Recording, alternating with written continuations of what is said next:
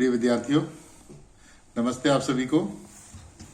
जैसा कि आपको विदित है कि हम अमेरिकी संविधान का अध्ययन कर रहे हैं और आज की ये क्लास प्रारंभ करने से पहले एक बात को मैं यहाँ पे जिक्र करना आवश्यक समझूंगा कि कल जो टीवी में आप लोग देख रहे थे अमेरिकी कांग्रेस की बिल्डिंग कैपिटल हिल के ऊपर राष्ट्रपति ट्रंप के समर्थकों के द्वारा धावा बोलना, वो एक अप्रत्याशित घटना है जिसकी कल्पना अमेरिकी संविधान ने कभी नहीं की थी, ना अमेरिकी नागरिकों ने कभी की थी। ये इतना मैं कह सकता हूं इस घटना के ऊपर कि कट्टरता व अंधभक्ति कहीं भी पनप सकती है। इसके लिए कोई जरूरी नहीं कि देश विकसित है या विकासशील है या अविकसित है। अमेरिका का उदाहरण इसके लिए अमेरिका के 200 साल के संवैधानिक इतिहास पे कल की घटना एक बहुत बुरी तरह कलंक के रूप में हमेशा याद की जाएगी। तो आज अपन बात करेंगे अमेरिकी कांग्रेस, यानी कि अमेरिका में जो संसद है उसको कांग्रेस कहते हैं। इसके संगठन और इसके कार्य क्या है, इसका ऑर्गेनाइजेशन, स्ट्रक्चरल फंक्शनल ऑर्गेनाइजेशन तथा इसकी फंक्शनिंग क्या है, इसके ऊपर बात करेंगे। अमेरिका की राजनीतिक व्यवस्था में व्यवस्थापिका को कांग्रेस कहा गया है। कांग्रेस द्विसदनीय व्यवस्थापिका है। अमेरिका में उपनिवेश काल में अधिकांश राज्यों में द्विसदनात्मक व्यवस्थापिका की व्यवस्था थी। द्विसदनात्मक व्यवस्थापिका को अधिक लोकतंत्रीय व्यवस्था माना जाता है। संघात्मक व्यवस्था को अपनाने के कारण यह स्वाभाविक था कि संविधान निर्माता द्विसदनात्मक व्यवस्था के बारे में विचार करते। द्विसदनात्मक व्यवस्थापिका के दो सदनों के संगठन का आधार क्या हो, यह विवाद का विषय था। बड़े घटक राज्य चाहते थे कि सदनों में प्रतिनिधित्व जनसंख्या के आधार पर हो ताकि बड़े राज्यों को सदनों में समुचित प्रतिनिधित्व प्राप्त हो, जबकि संघ में सम्मिलित छोटे राज्यों की समानता के सिद्धांत पर बल देना चाहते थे। अंत में कांग्रेस के संगठन में दोनों ही सिद्धांतों का अनुसरण किया गया, जिसके अनुसार कांग्रेस के निम्न सदन अर्थात प्रतिनिधि सभा का संगठन जनसंख्या के प्रतिनिधित्व के आधार पर किया जाता है, जबकि उच्च सदन अथवा सीनेट का गठन संघ में सम्मिलित संगठक इकाइयों की समानता के आधार पर किया गया है। कांग्रेस का उच्च सदन, जिसे संगठक इकाइयों का प्रतिनिधित्व वाला माना जाता है, सीनेट है तथा निम्न सदन प्रतिनिधि सभा है। तो अब इस अध्याय में हम सीनेट के बारे में प्रारंभिक जानकारियां या यूं कहें कि इसके बारे में मुख्य जानकारियां अपन प्राप्त करने का प्रयास करते हैं। सीनेट विभिन्न राजनीतिक व्यवस्थाओं में उच्च सदन अपेक्षाकृत कम शक्तियों वाला होता है, किंतु सीनेट इसका अपवाद है। सीनेट को विश्व का सर्वाधिक शक्तिशाली उच्च सदन कहा जाता है। अब सीनेट के संगठन के बारे में देखिए आप। संघीय व्यवस्था होने के नाते सीनेट कांग्रेस में संगठक इकाई राज्यों की प्रतिनिधि संस्था माना जाता है। इस संदर्भ में अमेरिका के संविधान द्वारा संगठक राज्यों की समानता के सिद्धांत का पालन करते हुए प्रत्येक राज्य को सीनेट में 2 सदस्य भेजने का अधिकार दिया गया है। किसी राज्य की सहमति के बिना सीनेट में प्रतिनिधित्व की समानता के सिद्धांत का उल्लंघन नहीं किया जा सकता।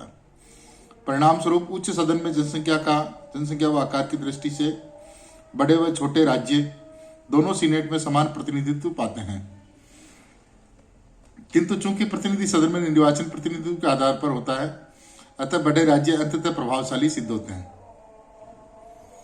सीनेट का प्रत्याशी 30 वर्ष की आयु वाला उस राज्य का निवासी हो जहां से सीनेट का प्रतिनिधित्व करना चाहता है तथा कम से कम 9 वर्ष से संयुक्त राज्य अमेरिका में निवास करता हो।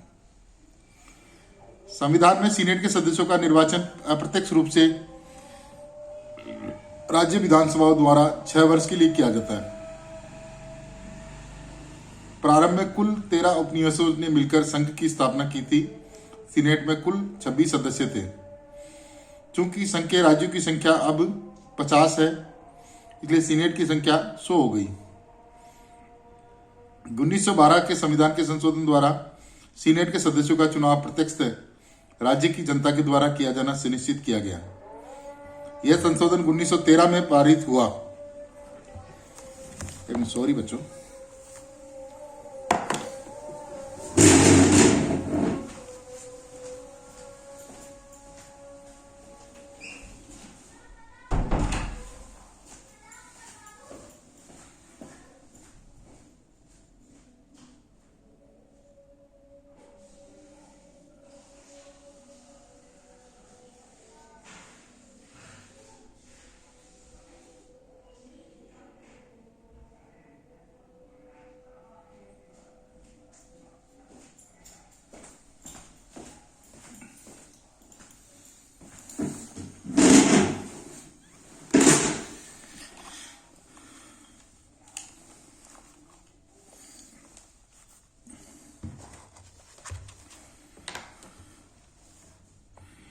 यह संशोधन 1913 में पारित हुआ। तब से सीनेट के सदस्यों का चुनाव प्रत्यक्ष रूप से होता है, जिसने इसे और प्रभावशाली बना दिया।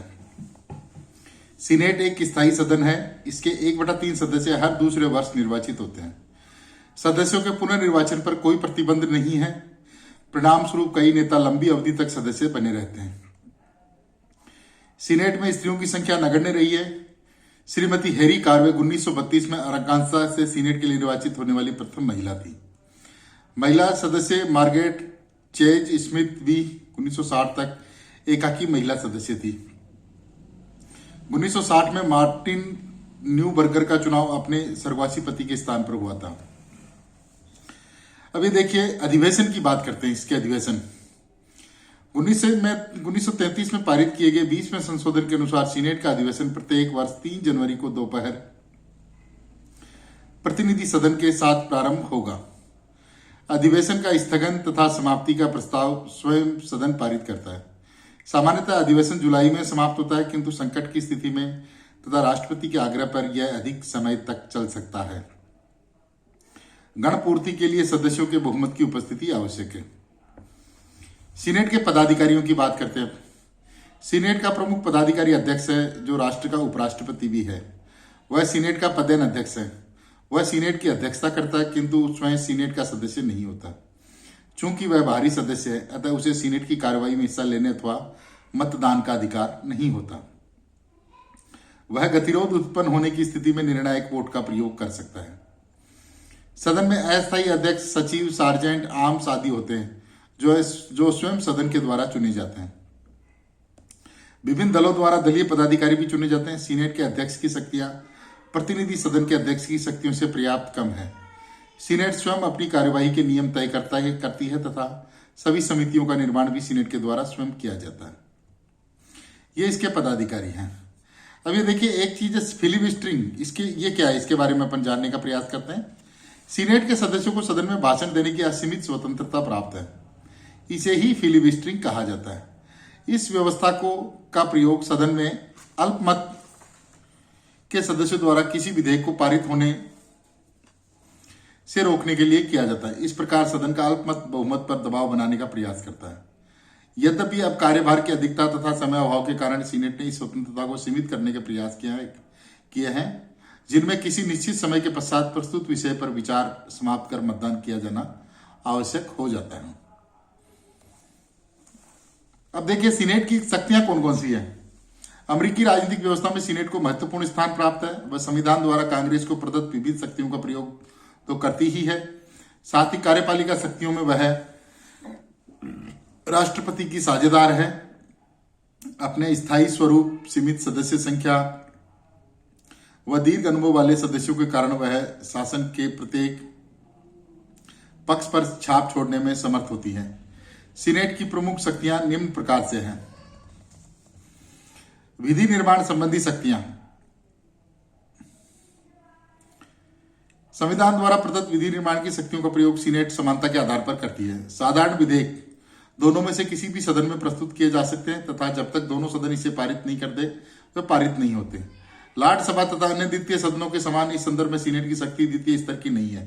संवैधानिक संशोधन सीनेट द्वारा 2/3 बहुमत द्वारा पारित किया जाना आवश्यक है।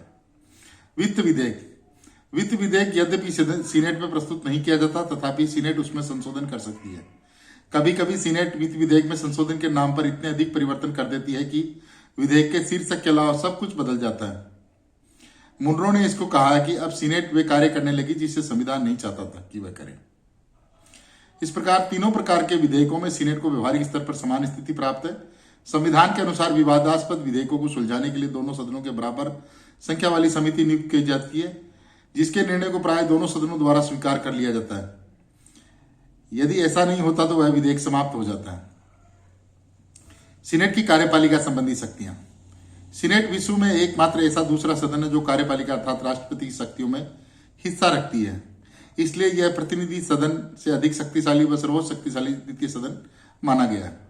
जैसा कि शक्ति पृथक्करण तथा नियंत्रण व संतुलन के सिद्धांत पर विचार करते समय देखा गया कि राष्ट्रपति द्वारा की जाने वाली नियुक्तियों को सीनेट के द्वारा पुष्टि किया जाना आवश्यक है। यद्यपि कुछ सीमा तक इसे सीनेटोरियल शिष्टाचार की प्रथा ने प्रभावित किया है तथा जब भी राष्ट्रपति इस प्रथा का उल्लंघन करता है, सीनेट बदले में राष्ट्रपति द्वारा की गई नियुक्तियों को अस्वीकार कर देती है। सीनेट की दूसरी महत्वपूर्ण कार्यपालिका शक्तियों के संदर्भ में संविधान के अनुसार राष्ट्रपति द्वारा कार्यपालिका अध्यक्ष होने के नाते की गई अंतर्राष्ट्रीय संधियां उस समय तक लागू नहीं की जाएगी जब तक सीनेट 2/3 बहुमत के द्वारा उन्हें पारित न कर दे। सीनेट अपने इस अधिकार के प्रति सदैव सचेत रहती है। सन 1789 से 1934 के बीच जितनी संधियां हुई उनमें से 682 को स्वीकार किया गया, 173 में संशोधन किया गया तथा 15 संधियों को अस्वीकार किया गया।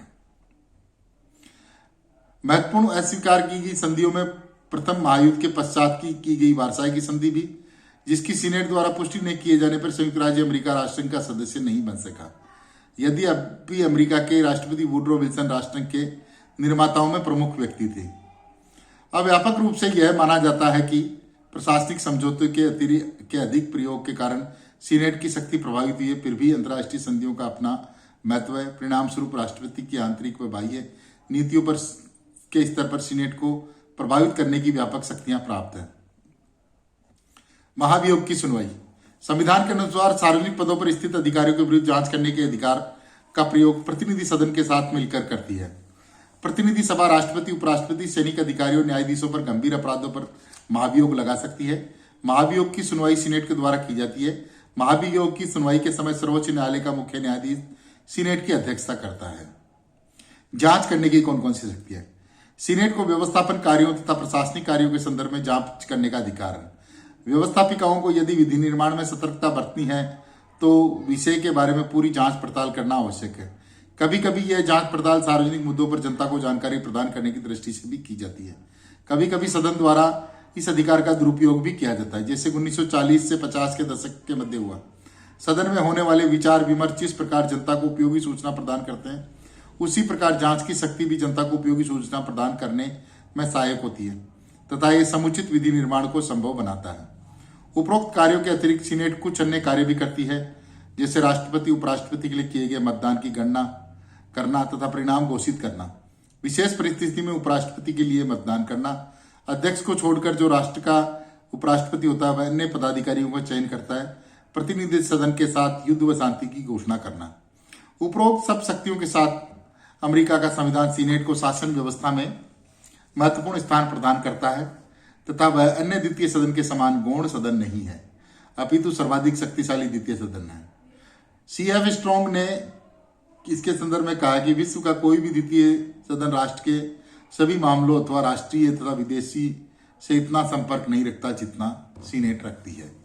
इस प्रकार अमेरिकी कांग्रेस के द्वितीय सदन या द्वितीय सदन को सीनेट का संगठन व कार्य इस प्रकार से है। Thank you very much.